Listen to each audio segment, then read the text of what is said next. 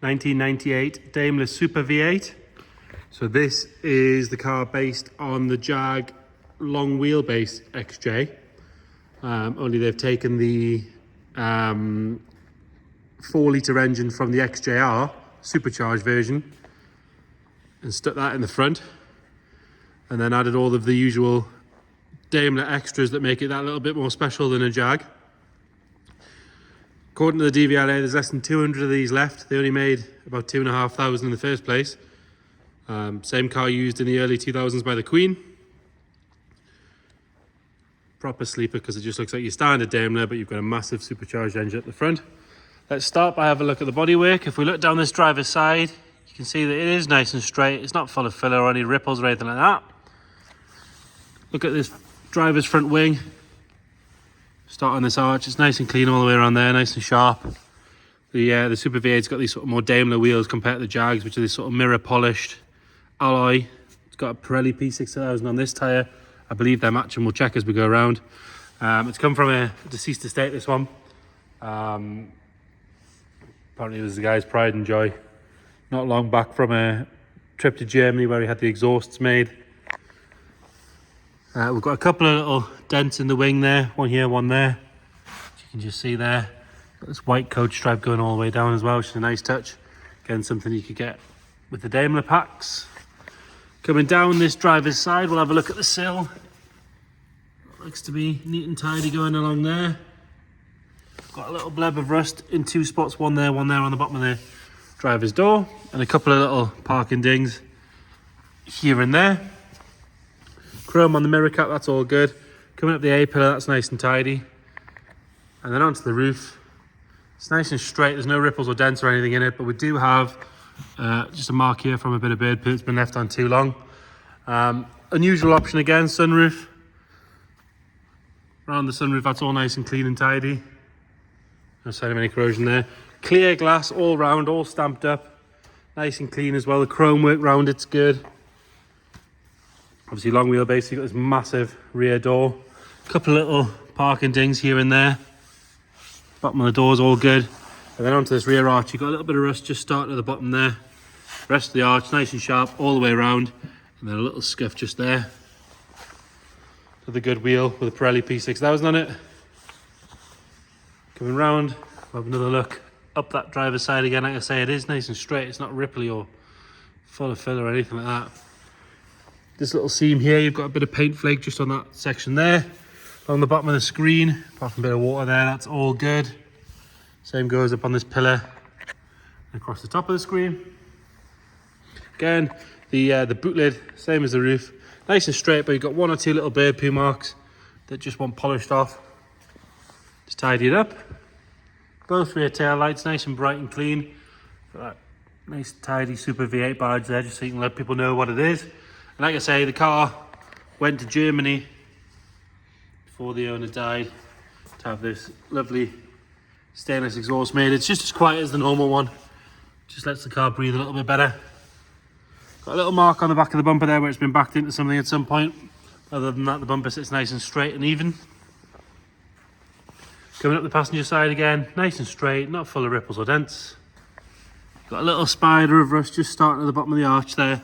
The rest of the arch is lovely and sharp until you get to the other side. Again, another little bubble of rust there.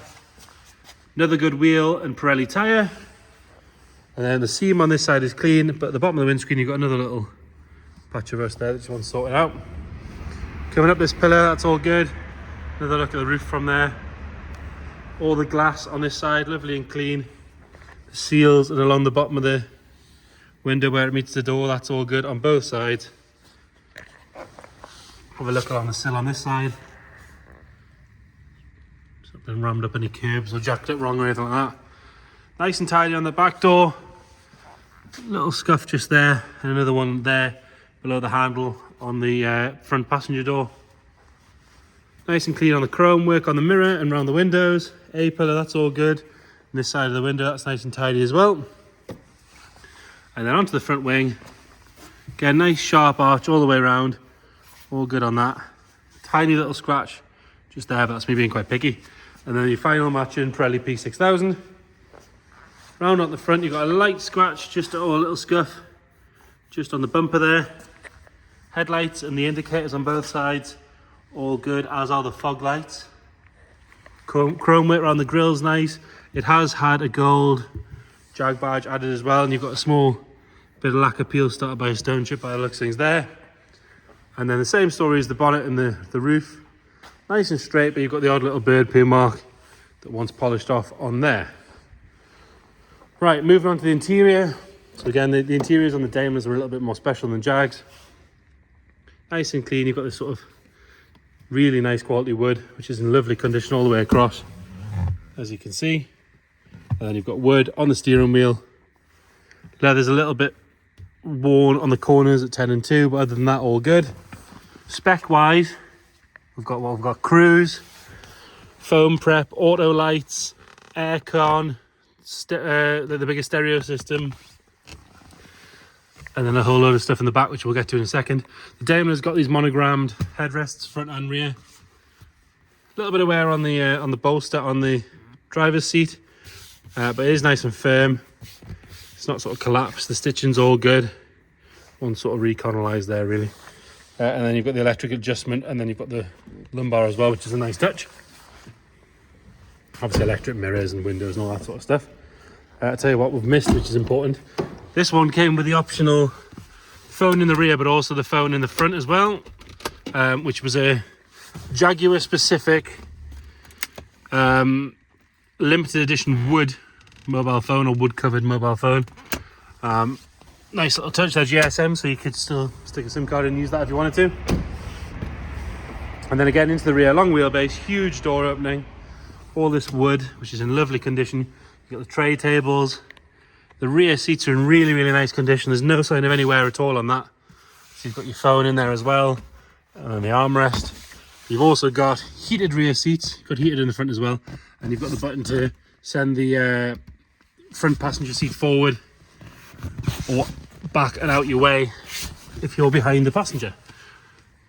This with the headlining is starting to sag slightly, which it does on sorry for the camera there, it's awful camera work. Which it does on pretty much every Jag we get through here. It's 200 quid for a new headlining these days. Got these additional lights as well, which is nice. Turn them on if you want to read or something in the back. Into the boot. Nice and clean in here, no sign of any sort of ingrained dirt on the carpets or anything like that. Full size spare wheel in there, no sign of any trapped moisture or any corrosion coming through that. We've got a car cover. We've got one of the Jaguar bulb packs. The case for the cassette for the 6 CD. But the cassette is still in there. It's always good to check because when they go walkabout.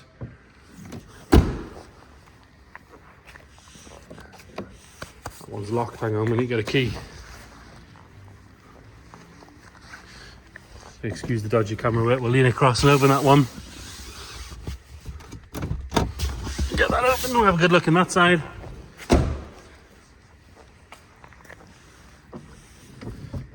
Again, nice and clean on the wood. All the door shuts are nice and tidy. These tray tables are lovely. This sort of leather piece on the bottom, really nice and clean. Like I say, you've got those additional buttons in the rear for your heated seats. Got ventilation controls as well. The stereo on this side, oh sorry, the stereo on this is a Harman Kardon as well, so it's got the upgraded stereo. Seats on this side, just as good as the other side. Carpet set's lovely and clean, it's not got any ingrained dirt or anything like that. And then front passenger side, same story, lovely and clean on the door card. Door shuts are nice. All good on that seat, there's no real sign of any wear at all on that, lovely and clean. Belts are nice and tidy. All the leather on the centre console is good.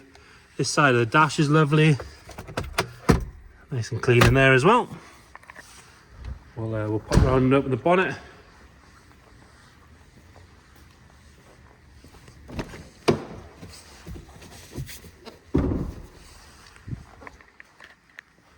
Again, you've got that same engine that's in the XJR, supercharged V8. It's nice and clean in there. No sign of any corrosion on this inner wing on this side. Nor on this side, that's all good as well. It's not dropping any fluids or anything like that. It's been with us about a week now. It starts on the button every time. Doesn't need sort of boosted or anything like that.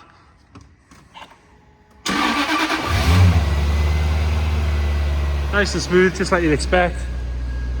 Nothing nasty flying out the exhaust.